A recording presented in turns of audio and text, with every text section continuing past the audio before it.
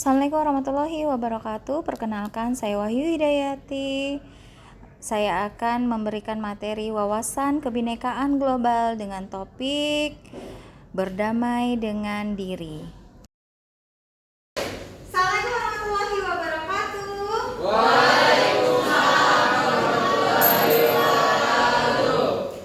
Apa kabar semuanya? Sehat semua?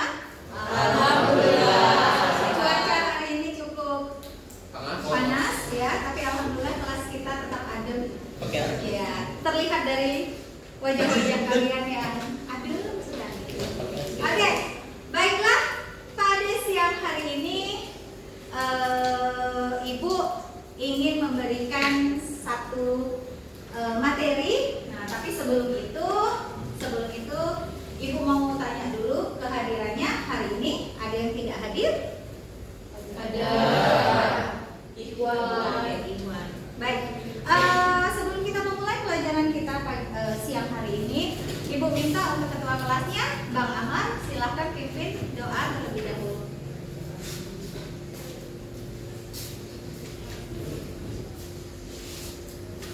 Baiklah, sebelum memulai pembelajaran pada hari ini, ada baiknya kita berdoa untuk kepercayaan dan agama kita masing-masing. Berdoa, mulai.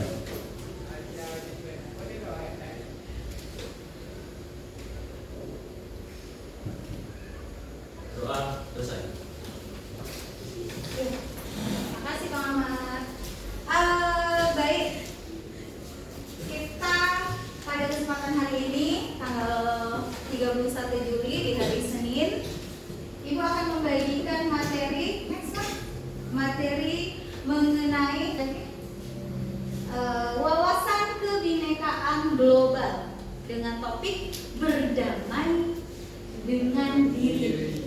Berdamai dengan diri. Berarti diri kalau diri berarti kita masing-masing. Nah, di sini capaian pembelajaran yang mau kita raih atau kita gapai adalah yang pertama, memahami konsep ragam identitas diri.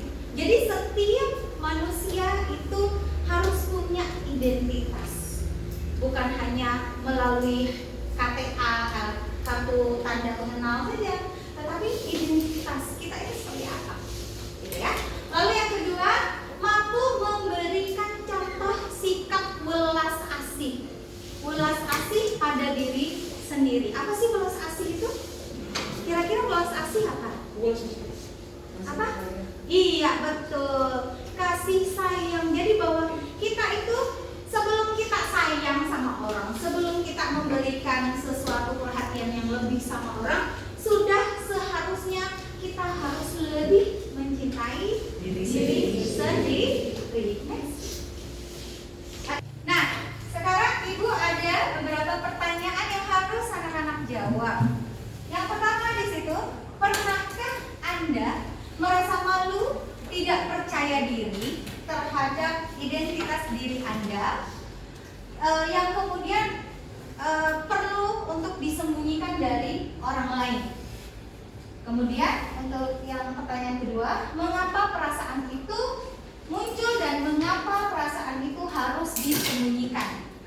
Yang ketiga, pernahkah Anda percaya diri atau menampilkan secara utuh diri Anda tanpa merasa ada orang yang mengolok-olok hal tersebut atau bahkan kebalikannya? Ada yang mungkin mau berpendapat untuk pertanyaan pertama? Silakan, Kak Nela. Oke. Izin Bu, kalau Ya. misalnya untuk merasa malu, mungkin apalagi di usia-usia remaja yang ada teman-teman pasti bakal merasa kayak malu malu karena kalau misalnya umur remaja kan transformasi ya Bu, dari Iya, kita anak-anak jadi ke usia dewasa. Iya. Tapi kalau misalnya untuk disembunyikan dari orang lain, mungkin itu enggak, karena kita harus sadar yang kayak semua orang tuh pasti punya kekurangan itu dan kekurangan itu bisa melengkapi kita gitu. Jadi Iya. kalau misalnya kekurangan yang bikin kita nggak percaya diri untuk disembunyikan nggak ada, tapi kalau misalnya untuk malu yang nggak percaya dirinya pasti pernah gitu. Oke. Apa kira-kira Apa yang membuatmu pada saat itu? Apa baru-baru ini atau mungkin waktu sekolah di sebelumnya SMP atau sekarang kondisinya sekarang apa masih ada rasa ketidakpercayaan diri, Bu? Di mana letaknya? Kalau misalnya tidak percaya diri itu mungkin kalau misalnya Nela pribadi ya Bu, Iya. ke arah fisik sih. Lebih ke fisik. Iya. Kenapa? Karena kalau misalnya menurut Naila, mindset orang Indonesia itu berpikir kalau misalnya kulit sih, kalau misalnya Iya, kulit kan cantik itu ya lebih putih. lebih Iya. ke putih ya. Padahal intinya adalah manusia itu punya kelebihannya masing-masing. Nah, itu yang harus ditentukan. Oke, ada lagi yang mau berpendapat? Mungkin yang tidak percaya diri. Ada lagi dari cowok nih? Pernah nggak ketidakpercayaan diri? Apa mungkin? Boleh disampaikan? Baik, kalau saya sendiri untuk merasa tidak percaya diri mungkin kadang-kadang saja. Kadang-kadang dalam hal apa ketidakpercayaan diri itu misalnya? Ya baik lagi dari secara fisik sih. Oke. Misalnya? Misalnya jerawat saya. Oh gitu karena jerawat ya. Padahal orang manusia itu ketika dilahirkan kan sama bersih ya, tapi seiring berjalannya waktu metabolisme tubuh kita itu ternyata berubah sehingga mengakibatkan jerawat. Nah, dari sini kita bisa melihat bahwa sebenarnya manusia itu masing-masing orang itu memang berbeda-beda. Mungkin bisa dikatakan tadi kayak Kak Naila bilang ada yang putih, ada yang soal matang, ada yang coklat gitu ya. Ada juga yang hidung mancung, ada yang pesek misalnya, ada yang tinggi, ada juga yang pendek. Nah itu. Nah dari situ kira-kira kalian harus punya bagaimana menunjukkan diri pribadi tadi untuk menjadi untuk menjadi apa namanya mundur lagi untuk menjadi pribadi yang bagaimana berdamai dengan diri sendiri karena hakikatnya manusia itu memang ada perbedaan. Oke. Selanjutnya Ibu akan mengajak kalian ke aktivitas selanjutnya. Silakan anak-anak maju ke depan untuk berkumpul di depan. Silakan. Yuk. Ke depan.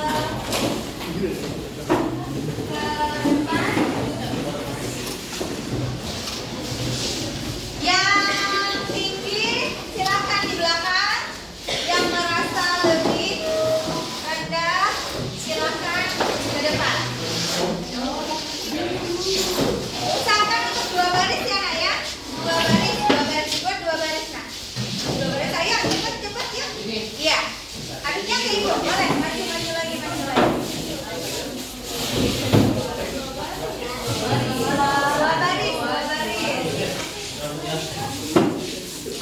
2 baris.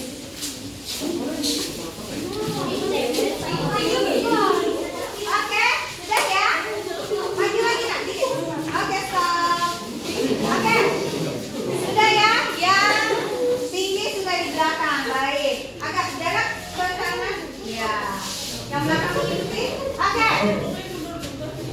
Yang pertama.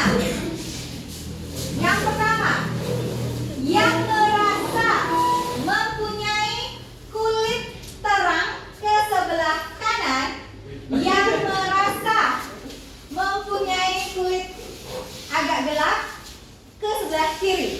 Oke, silakan. Ya. Nanti di kiri Ibu ya. Oke.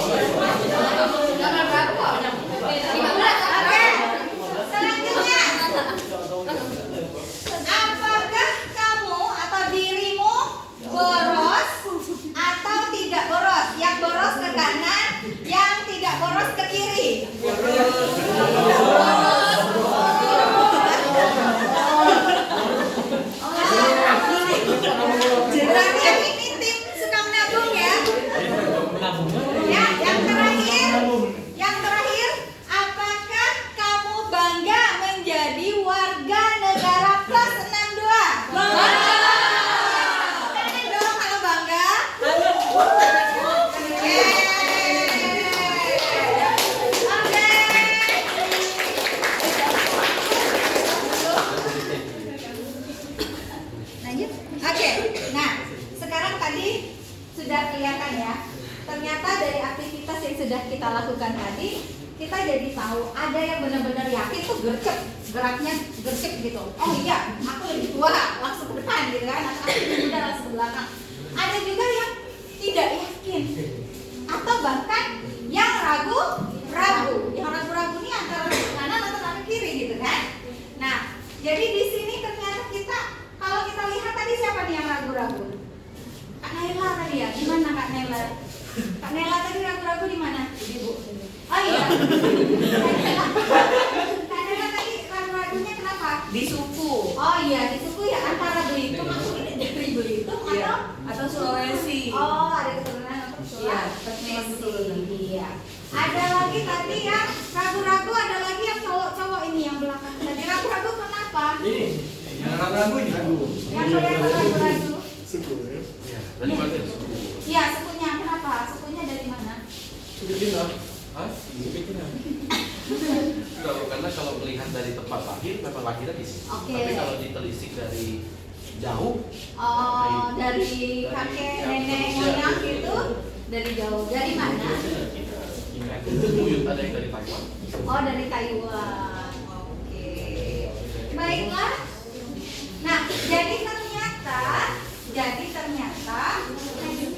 ternyata dari situ kita mengetahui apa namanya identitas kita tuh sebenarnya bisa dilihat. Oke, silakan kita kembali ke tempat duduknya masing-masing. Kasih tepuk tangan.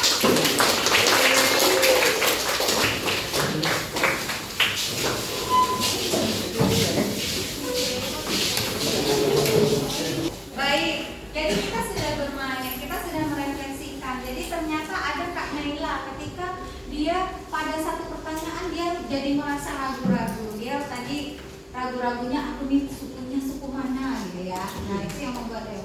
Nah jadi intinya bahwa seseorang itu memang punya apa namanya identitas diri itu berbeda-beda. Berbeda-beda. Jadi ada yang tadi yang dikatakan ada yang tinggi, ada yang rendah atau tidak tinggi. Kemudian ada yang kulitnya putih, ada yang kulitnya coklat misalnya. Walaupun pada secara identitas mungkin secara agama kita agamanya sama-sama Islam misalnya, tetapi kan secara sukunya bisa berbeda. Baik, nah untuk lebih menjelaskan lagi kita akan menyimak video. Ini kamu, bukan dia. Kamu yang beda dengan dia atau mereka. Kamu yang punya nama, tanggal lahir, dan orang tua yang beda dengan orang lain. Semua identitas. Kamu baru datang ke kampus, bertemu orang-orang dengan identitas berbeda. Kadang kamu penasaran, membandingkan satu sama lain, lalu mengelompokkan tiap orang. Bagaimana kamu akan melakukannya? Kamu lihat geng kecil yang suka barengan kemana-mana. Rupanya mereka teman SMA. Kamu pun jadi mengelompokkan teman-teman baru ini berdasarkan sekolah. Tapi ada juga yang gak punya teman sekolah. Mereka ngumpul dengan teman kamu.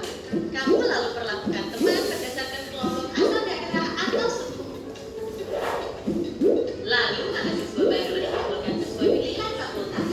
Kamu mulai berkelompok dengan teman fakultas dan punya identitas bersama sebagai mahasiswa di fakultas tersebut. Kita lahir dengan identitas seperti suku, agama, warna kulit, dan bertambah lewat pilihan sendiri atau diberikan orang lain hingga kita punya banyak identitas. Soal mana yang paling penting, beda-beda tiap orang. Ada saja yang terlalu bangga dengan identitasnya hingga merasa berhak merendahkan yang lain. Ada juga yang terlalu minder sampai tergoda membela identitasnya secara ekstrim. Beda identitas itu wajar, namun mungkin kita perlu cara pandang yang benar soal identitas. Coba lihat baik-baik.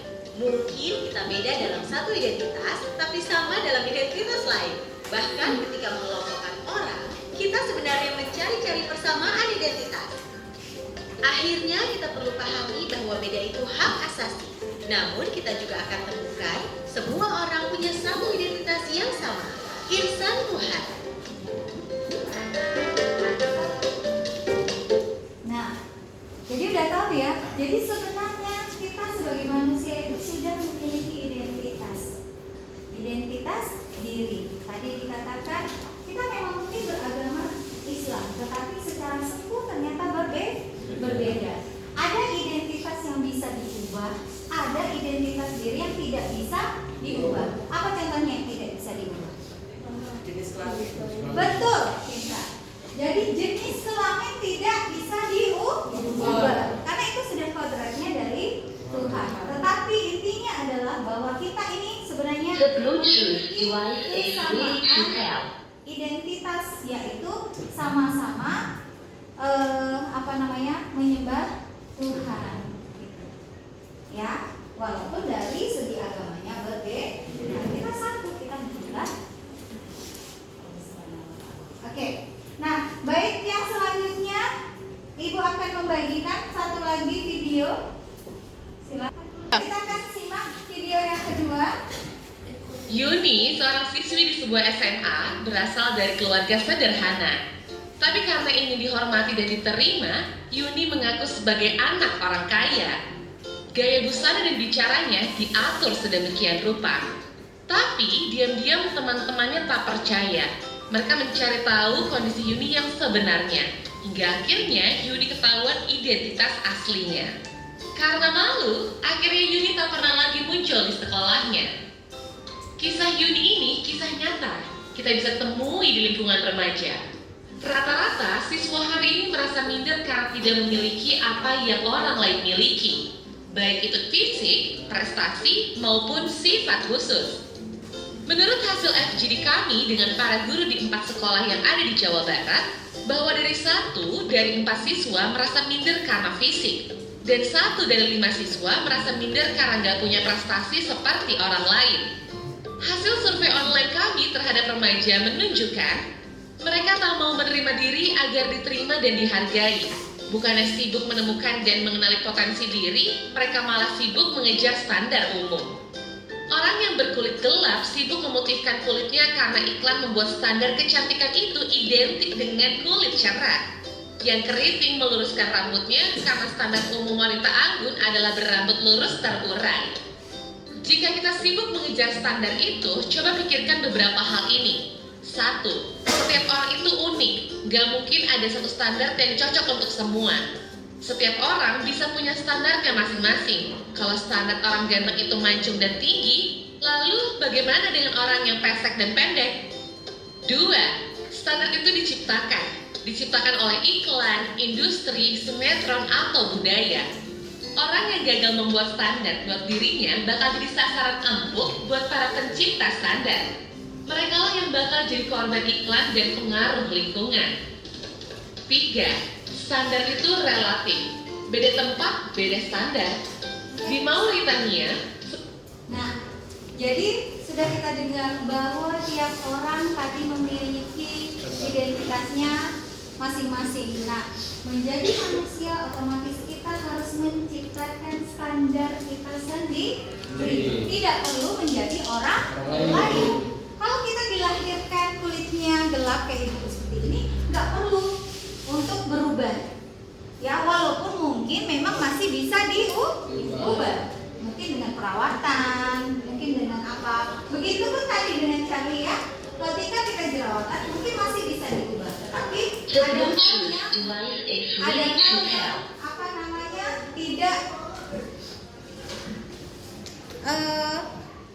tidak bisa kita ubah. Seperti halnya tadi misalnya laki-laki dan perempuan. Laki-laki ya jadilah laki-laki. Laki-laki yang seperti apa?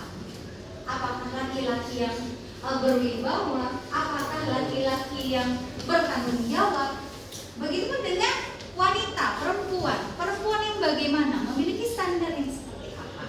Kita harus jadi temukan standar kalian masing-masing. Tidak perlu menjadi orang lain. Itu.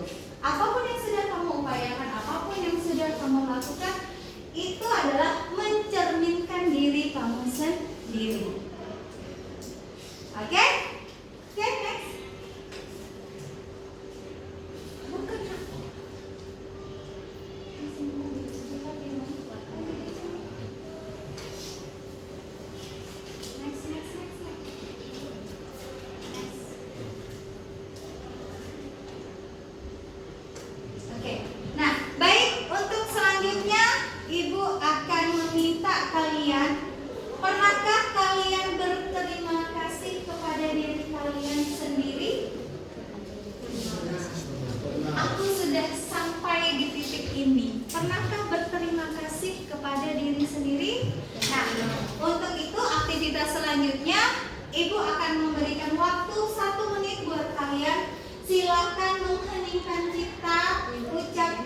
doakan yang terbaik buat diri kalian masing-masing. Ibu kasih waktu,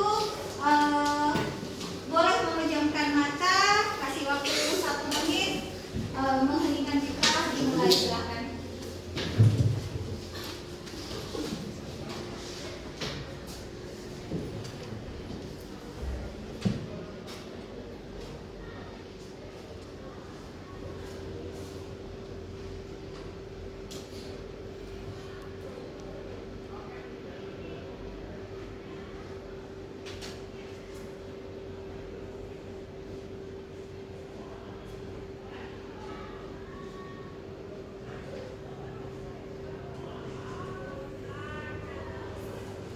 Oke, cukup? Sudah? Ada rasa yang bagaimana? Ada kelegaan? Ya, ada kelegaan. Ternyata selama ini kita mungkin terlalu melihat ke arah orang lain. Kita tidak menunjukkan siapa jati diri kita. Itu. Nah, mulai sekarang kita harus bisa berdamai dengan hati, dengan diri kita sendiri. Baik. Selanjutnya Ibu minta anak-anak untuk menuliskan, ya. Ini dikatakan sebagai profil pribadi masing-masing. Boleh di kertas ya? Iya. Silakan menuliskan. Dituliskan ya. Boleh berisi di situ ada kalau menulis nama boleh, kemudian umur mungkin, agama, suku, hobi dan lain-lain.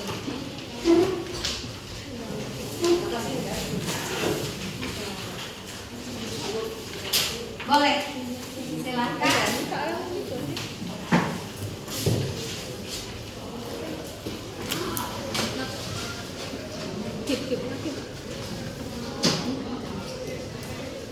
Hobi, pekerjaan, pendapatan. Agama, suku, hobi, mungkin misalnya Kerjaan ya, negatif.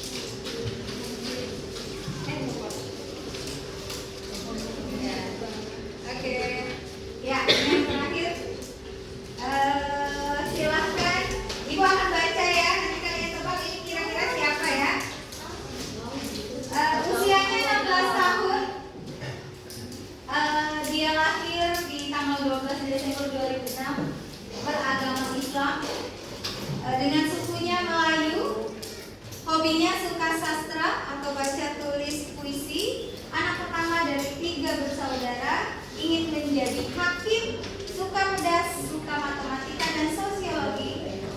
Tinggi badan 159 cm dan berat badan 50 kg. Ayo, kira-kira identitas siapakah dia? Naila.